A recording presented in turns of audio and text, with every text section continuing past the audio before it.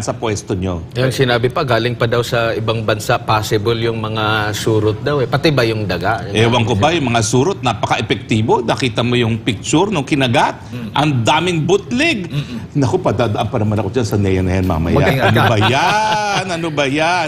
Kinakailangan, mayroon ako talagang, tawag doon, yung parang suit ng COVID na sinusuot. Dahil ang dami-daming mga animales dyan. Hindi lang mga animales na nangongotong, animales din literally dahil ito po ay naging zoo na. Iba yung pumalit na sa laglag bala.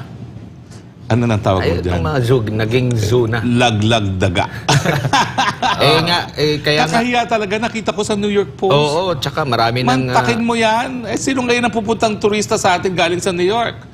Pero bagay, marami rin naman daga sa subway ng New York. Pero sabi naman nila, subway to, hindi to airport. Wala kaming daga sa JFK. O, diba? Kaya nga dahil dyan, attorney, ay nakatatdang pulungin ng MIAA o ng Manila International Airport Authority. Ngayong Lunes po, ang mga airport housekeeping, exterminators at iba pang service providers sa Ninoy Aquino International Airport.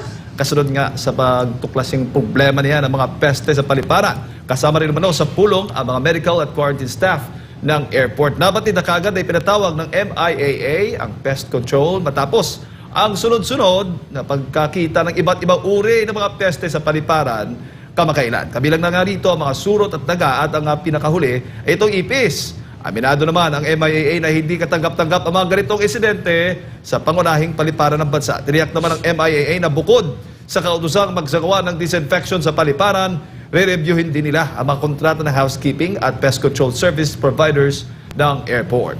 Alam mo, ang peste po dyan sa airport, hindi yung mga animales, yung mga nagpapatakbo.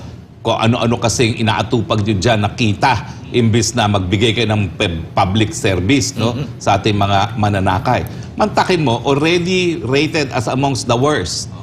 Tapos, tayo lang airport na nagba-brown out.